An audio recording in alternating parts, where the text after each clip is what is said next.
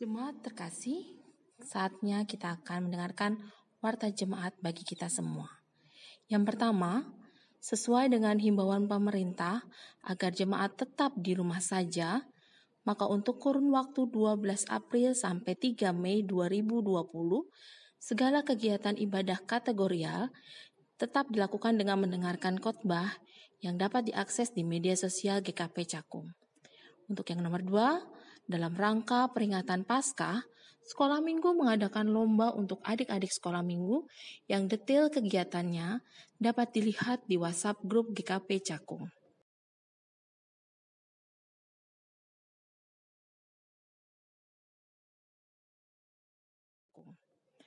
Nomor 3, terkait pelaksanaan ibadah yang dilakukan masing-masing keluarga selama tanggal 22 Maret sampai 3 Mei 2020, diberikan kesempatan bagi setiap keluarga yang akan menyampaikan rasa syukur atas berkat dan pemeliharaan Tuhan melalui persembahan yang dapat ditransfer di Bank BCA dengan nomor rekening 633 0270 860 atas nama Margareta D. Sumual atau dimasukkan ke amplop dan diserahkan di gereja.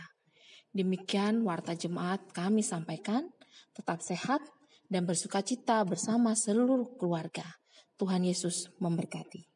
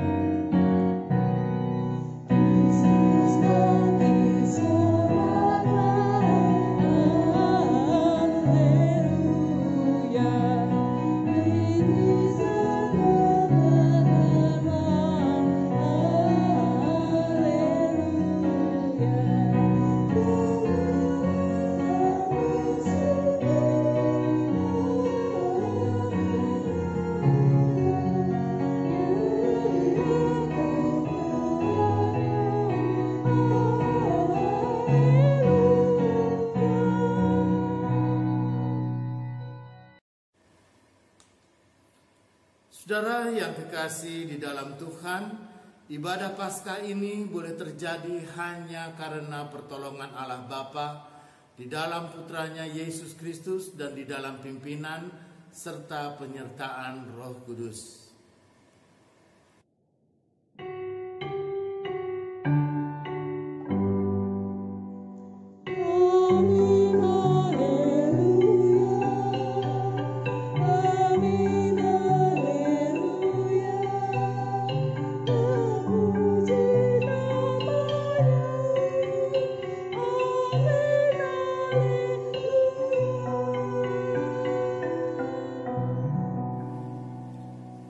Kasih karunia dan damai sejahtera dari Allah Bapa kita dan Tuhan kita Yesus Kristus menyertai saudara sekalian. Dan menyertai saudara juga. Dan saudara-saudara, Tema Paskah kita pada saat ini adalah melihat Dia yang bangkit memandang pada sesama. Dan melalui tema ini kita semua diajak untuk melihat pemenuhan janji Allah akan keselamatan yang nyata di dalam Yesus Kristus dan turut serta dalam karya keselamatan Allah dalam dunia ini. Sebagaimana nas pembimbing kita diambil dari kitab Kisah Para Rasul pasal 22 ayatnya yang ke-15 yang mengatakan begini, sebab engkau harus menjadi saksinya terhadap semua orang tentang apa yang kau lihat dan yang kau dengar. Terpujilah Tuhan.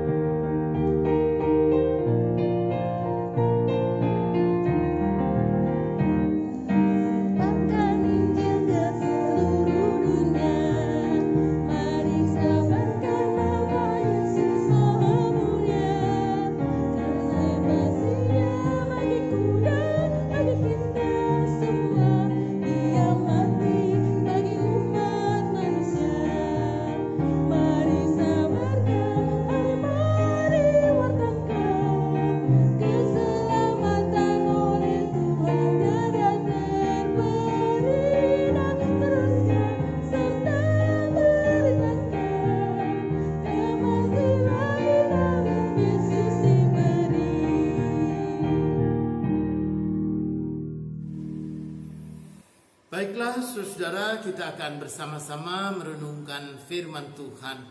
Mari kita awali dengan doa.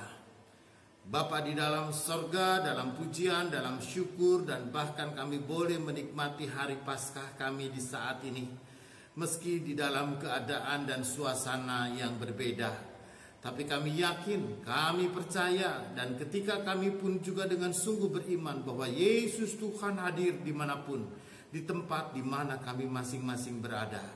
Karena itulah Tuhan Allah Bapa di tengah-tengah rumah kami dan di tengah-tengah keluarga kami. Kami dengan sungguh-sungguh kami mau memuji dan memuliakan nama Tuhan. Kami sungguh mau beribadah ke hadapan hadirat-Mu dan menikmati dan memaknai Paskah yang boleh kami raya-rayakan di saat ini. Karena itu Bapa, dalam penyertaan Roh Kudus kami boleh dengan sungguh-sungguh firman yang kami dengar boleh kami nyatakan dalam hidup kami. Biarlah dengan Roh Kudus juga Tuhan mengurapi hamba-Mu ini untuk dapat melayankan firman. Terpujilah Tuhan. Amin. Saudara, firman Tuhan yang akan kita baca pada saat ini adalah dari Injil Yohanes pasal 20 ayat 11 sampai dengan ayatnya yang ke-18. Begini katanya. Yohanes pasal 20 ayat 11 sampai dengan ayatnya yang ke-18. Tetapi Maria berdiri dekat kubur itu dan menangis. Sambil menangis ia menjenguk ke dalam kubur itu, dan tampaklah olehnya dua orang malaikat berpakaian putih, yang seorang duduk di sebelah kepala dan yang lain di sebelah kaki di tempat mayat Yesus terbaring. Kata malaikat-malaikat itu kepadanya, "Ibu, mengapa engkau menangis?" Jawab Maria kepada mereka, "Tuhanku telah diambil orang dan aku tidak tahu di mana ia diletakkan." Sesudah berkata demikian, ia menoleh ke belakang dan melihat Yesus berdiri di situ. Tetapi ia tidak tahu bahwa itu adalah Yesus. Kata Yesus kepadanya, "Ibu, mengapa engkau menangis? Siapakah yang engkau cari?" Maria menyangka orang itu adalah penunggu taman.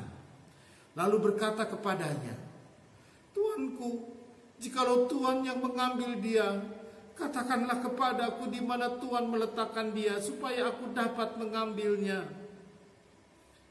Kata Yesus kepadanya, "Maria." Maria berpaling dan berkata kepadanya dalam bahasa Ibrani, "Rabuni," artinya guru. Kata Yesus kepadanya, "Jangan engkau memegang aku, sebab aku belum pergi kepada Bapa. Tetapi pergilah kepada saudara-saudaraku dan katakanlah kepada mereka bahwa sekarang aku akan pergi kepada Bapakku dan Bapamu, kepada Allahku dan Allahmu. Maria Magdalena pergi dan berkata kepada murid-muridnya, aku telah melihat Tuhan. Dan juga bahwa dia yang mengatakan hal-hal itu kepadanya. Demikian pembacaan Alkitab, saudara. Berbahagialah orang yang mendengarkan firman Tuhan serta memelihara di dalam kehidupannya. Haleluya.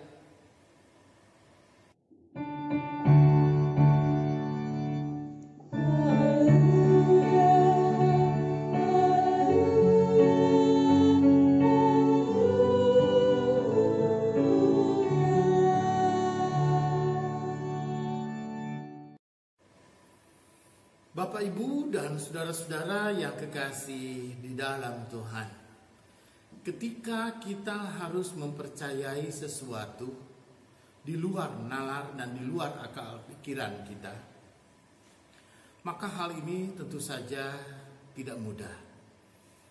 Di zaman dulu, ketika orang pun juga bisa mengatakan ada manusia bisa terbang, mungkin orang akan mengatakan itu manusia sejenis apa?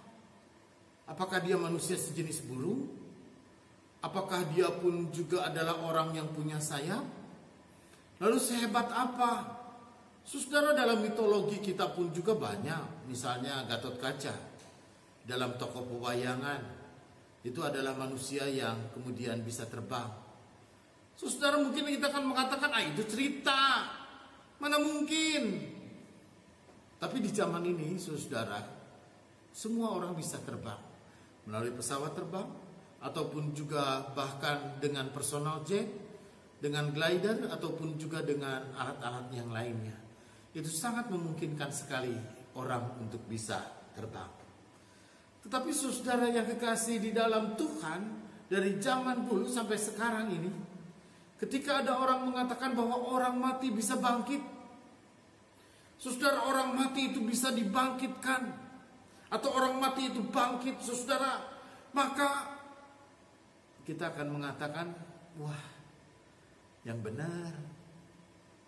Saudara, untuk mempercayai sesuatu di luar nalar kita, maka ini butuh proses. Bukan sesuatu yang sangat mudah, bukan sesuatu yang sangat gampang.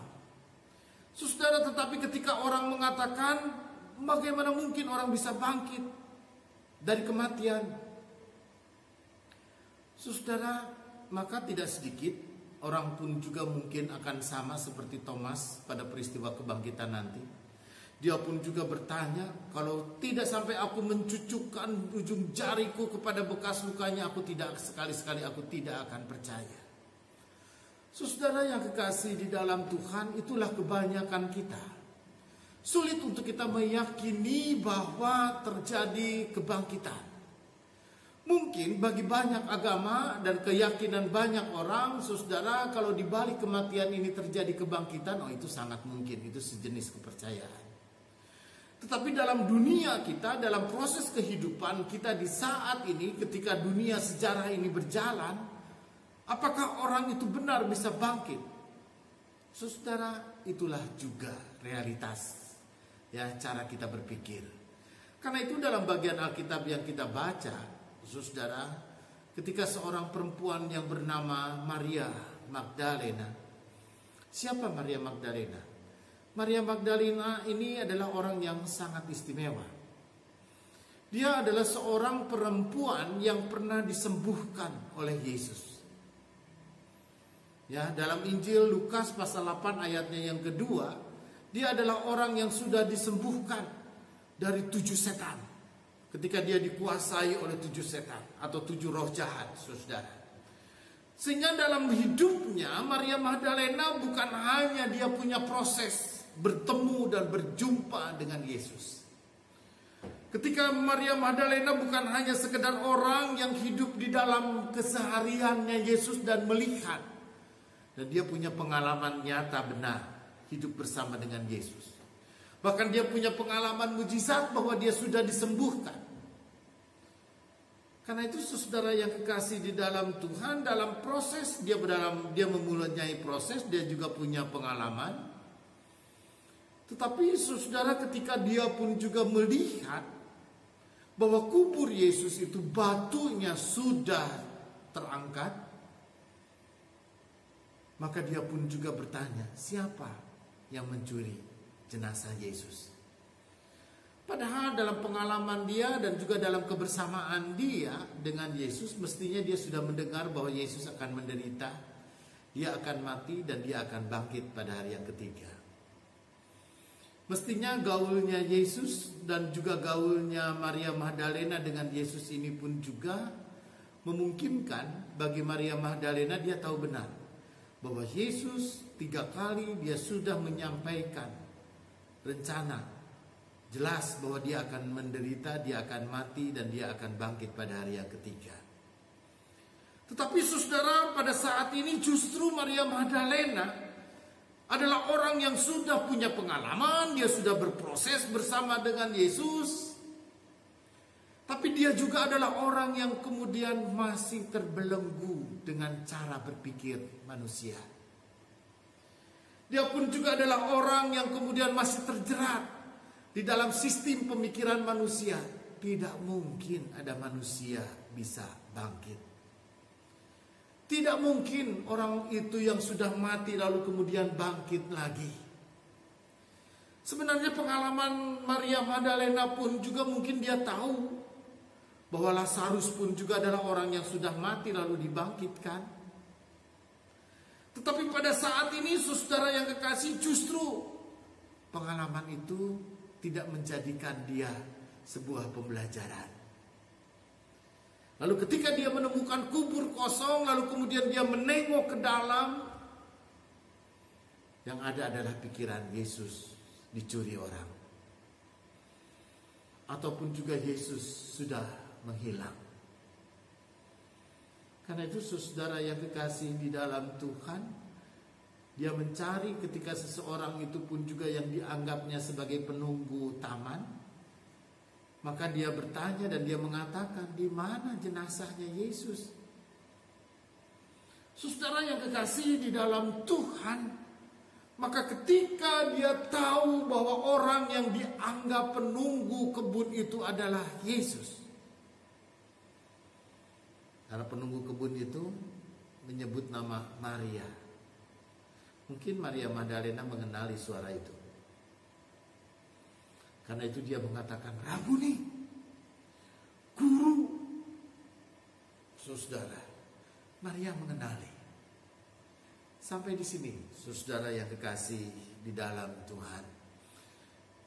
Kebanyakan kita, pemikiran kita sulit, kita pun juga untuk mempercayai dengan nalar. Ada banyak orang pun juga yang sulit untuk menerima, dan ada banyak orang pun juga yang sulit untuk meyakini dan untuk mempercayai bahwa Yesus yang bangkit itu adalah Yesus yang pernah disalibkan. Yesus yang bangkit itu adalah Yesus yang 3 hari yang lalu disalibkan dan mati.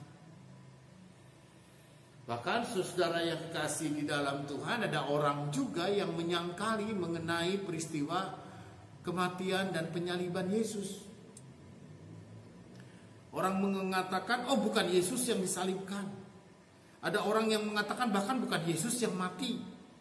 Yesusnya sendiri langsung diangkat ke sorga. Lalu siapa yang mati? Oh, yang mati itu katanya orang yang diserupakan dengan Yesus.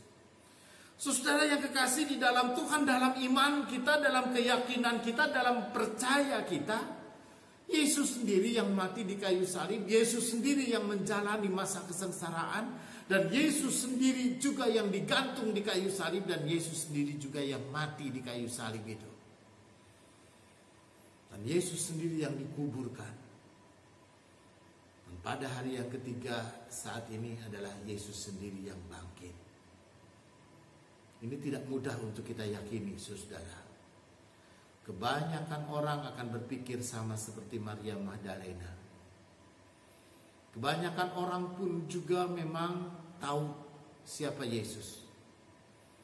Kebanyakan orang pun juga mungkin sudah banyak berproses. Dia mengenali Yesus dengan baik. Mungkin ada kebanyakan orang pun juga sudah pengalaman hidup bersama dengan Yesus. Hidup di dalam iman dan keyakinannya dalam Yesus. Tetapi ketika dia harus meyakini dengan kebangkitan bahwa Yesus adalah Yesus yang bangkit,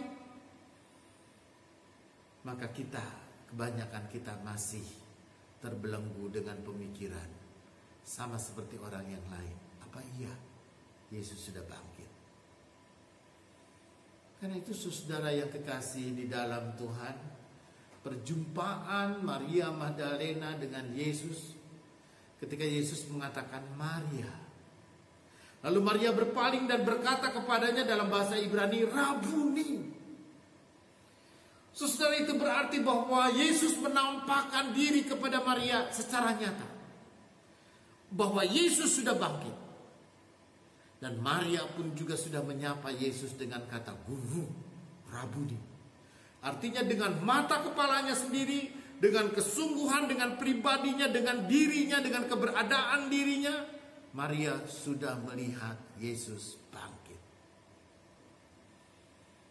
Saudara yang kekasih di dalam Tuhan, bersama dengan iman kita dan bersama dengan keyakinan, bersama dengan imannya Maria, kita pun juga yakin bahwa Yesus adalah Yesus yang bangkit. Bersama iman Maria, saya pun juga percaya bahwa Yesus adalah yang sulung dari semua orang. Dia adalah yang pertama bangkit dari antara orang mati. Karena itu saudara yang kekasih di dalam Tuhan, melalui firman Tuhan ini pun juga kita belajar. Ketika kita memang sudah percaya dan bersama dengan iman Maria, kita pun juga yakin bahwa Yesus adalah Yesus yang bangkit. What next? Terus ngapain? Maka saudara yang kekasih di dalam Tuhan, apa yang Tuhan Yesus katakan dalam ayat yang ke-17, pergilah kepada saudara-saudaraku, katakanlah kepada mereka bahwa sekarang aku pergi kepada Bapakku dan Bapamu, dan kepada Allahku dan Allahmu. Pergilah kepada saudara-saudaraku, katakanlah kepada mereka. Artinya saudara, kita yang meyakini dan percaya Yesus yang bangkit, kita yang diperjumpakan dengan Yesus yang bangkit di saat ini, artinya kita juga yang disuruh untuk menyatakan dan menyaksikan kepada dunia adalah Yesus yang bangkit. Karena itu saudara yang kekasih di dalam Tuhan, ketika bersama dengan Maria juga pada ayat 18, kita boleh berkata kepada dunia, aku telah melihat Tuhan. Aku sudah melihat Tuhan. Dan kita boleh berkata kepada dunia, dan kesaksian kita kepada dunia bukan hanya sekedar kita melihat Yesus yang bangkit. Bukan hanya sekedar aku melihat bahwa Yesus itu adalah Yesus Tuhan yang bangkit dari antara orang mati. Tapi kita juga yang pergi untuk memberitakan berita kesukacitaan ini. Berita tentang realitas Yesus yang bangkit melalui kabar baik kepada dunia. Karena itu saudara yang kekasih di dalam Tuhan, kalau kita percaya dengan kebangkitan Yesus, maka baiklah kita menjadi orang-orang yang hidup di dalam sukacita. Kita jangan terjerembab sama seperti Maria sebelum berjumpa dengan Yesus.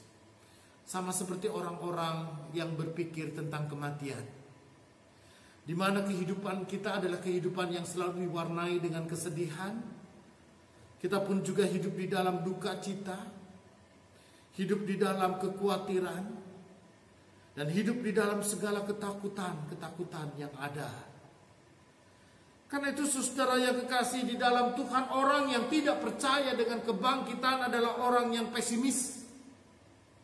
Orang yang hidup di lingkungan dan selalu diwarnai dengan duka cita yang mendalam. Dia pun juga selalu diwarnai dengan kesedihan dan juga dengan berbagai macam keluhan-keluhan dan beban kehidupan yang begitu menindih. Saudara, kebangkitan adalah kekuatan kita. Yesus yang sudah meluluhlantakkan kuasa kematian, dia bangkit dari antara orang mati, maka dia jugalah yang memberikan kekuatan kepada kita, supaya kita punya hidup, supaya kita pun juga dinyatakan dalam karya keselamatan Kristus, supaya kita pun juga dianugerahi kekuatan dan daya kita untuk menatap hidup dan menatap masa depan kita. Karena itu saudara yang kekasih di dalam Tuhan, dalam iman kebangkitan kita, maka kita dianugerahi sukacita, bukan kesedihan, bukan ketakutan dan juga bukan kekhawatiran, tetapi kesukacitaan dan hidup di dalam pengharapan. Karena itu saudaraku yang kekasih di dalam Tuhan, di saat-saat seperti ini, ketika wabah melanda kehidupan kita, di mana ada banyak kekhawatiran, ada banyak ketakutan, di mana banyak orang menjadi resah. Tetapi pada saat ini saudara, kuasa Paskah dan kuasa kebangkitan Kristus hendaknya memberikan kekuatan dan semangat kepada kita untuk menatap hidup dan masa depan kita bersama dan di dalam Tuhan Yesus. Saudara yang kekasih di dalam Tuhan, jangan kita terjebak ketika kita berpikir tentang kematian. Jangan kita terjebak ketika kita berpikir tentang duka cita dan kesedihan. Yesus yang bangkit adalah Yesus yang menghapus duka cita dan kesedihan kita. Yesus yang bangkit adalah juga yang menguatkan kita untuk menatap masa depan kita.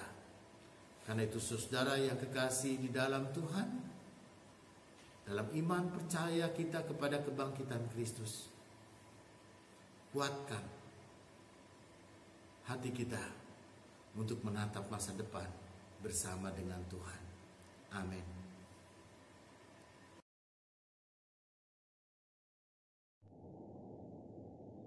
Marilah kita memberikan persembahan syukur kita dengan mengingat firman Tuhan yang berkata, "Hendaklah kamu berakar di dalam Dia dan dibangun di atas Dia. Hendaklah kamu bertambah teguh dalam iman yang telah diajarkan kepadamu, dan hendaklah hatimu melimpah dengan syukur." Persembahan yang telah dihimpun oleh masing-masing keluarga dapat diserahkan kepada majelis jemaat dengan melalui transfer bank BCA dengan nomor rekening di bawah ini, atau dimasukkan ke dalam amplop dan diserahkan di gereja untuk mendukung segala keberlangsungan kegiatan pelayanan GKP Cakung. Sementara memberikan persembahan diedarkan, bersama kita memuji Tuhan dengan menyanyikan Kidung Jemaat nomor 403 bait pertama.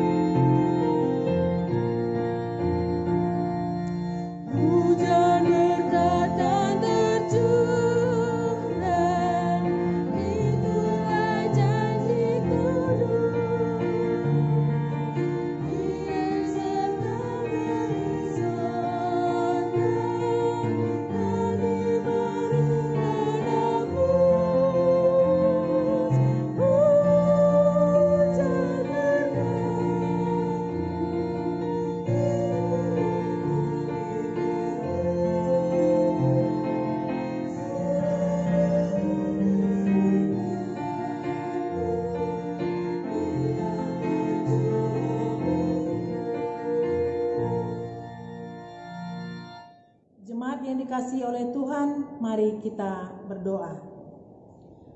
Bapa Surgawi, ajarlah kami untuk memberi, bukan karena kelebihan, melainkan karena keinginan untuk berbagi. Sebagaimana Tuhan telah memberi, ajarlah kami juga untuk mau berbagi. Sebagaimana Tuhan sudah bermurah hati, didiklah kami juga untuk bermurah hati. Terima kasih Tuhan. Kami berdoa dalam nama Tuhan Yesus Kristus. Amin. Mari saudara-saudara kita menaikkan doa syafaat kita. Bapa di dalam sorga, di saat ini ada banyak orang yang tengah berduka cita karena kehilangan orang-orang yang mereka cintai. Entah duka cita oleh karena sakit penyakit dan duka cita oleh karena wabah virus corona.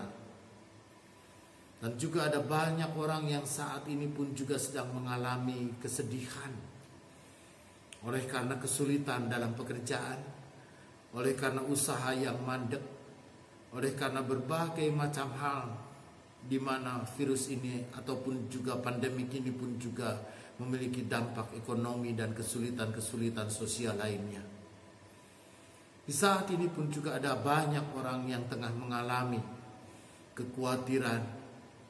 Karena itulah Tuhan Allah Bapa kami dalam sorga, biarlah di saat ini kami boleh merasakan kehadiran Tuhan. Tuhan yang bangkit dari antara orang mati. Tuhan yang boleh memberikan harapan akan hidup di dalam karya keselamatan yang Tuhan nyatakan. Biarlah Yesus yang bangkit dari antara orang mati pun juga adalah Yesus yang memberikan semangat. Yesus yang memberikan kekuatan. Yesus yang memberikan daya hidup kepada setiap kami. Sehingga kami boleh diberikan dan dianugerahkan sukacita dan optimisme.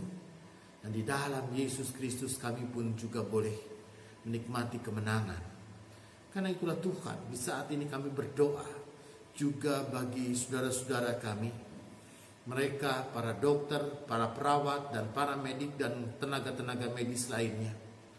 Dan bahkan kepada TNI, Polri, dan juga semua unsur dalam masyarakat yang sedang bersama-sama kami berjuang untuk melawan virus corona ini.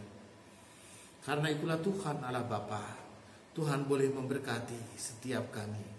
Berikan kami kekuatan, berikan daya kepada kami, dan berikan semangat kepada kami. Bahwa kami yakin, kami percaya bahwa kami mampu mengatasi semuanya ini.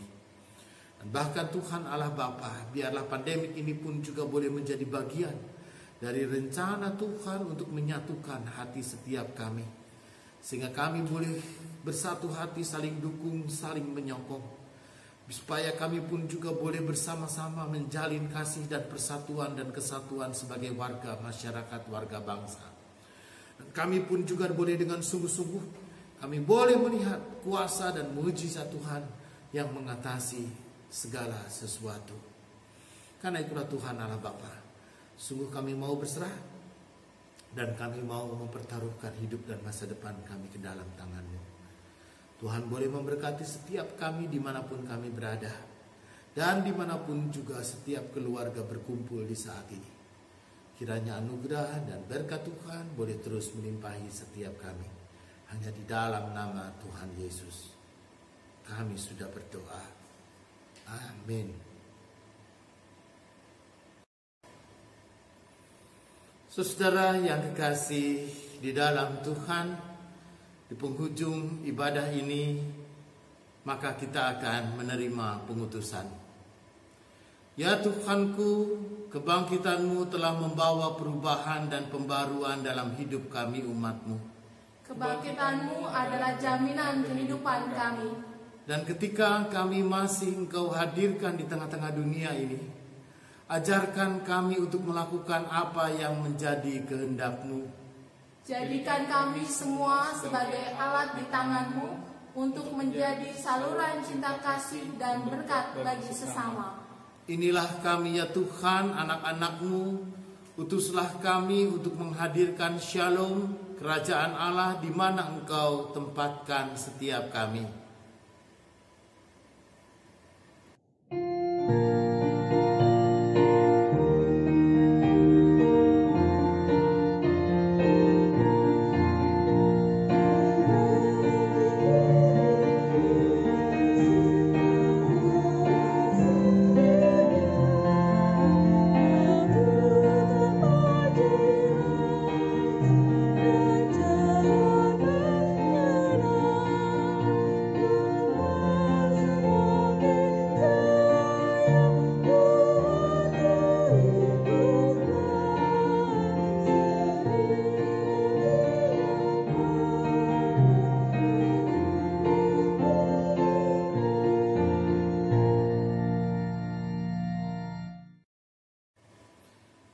Marilah saudara yang kekasih, saat kita menerima berkat Tuhan. Semoga Allah sumber pengharapan memenuhi kamu dengan segala sukacita dan damai sejahtera dalam iman kamu, supaya oleh kekuatan Roh Kudus kamu berlimpah-limpah dalam pengharapan. Amin.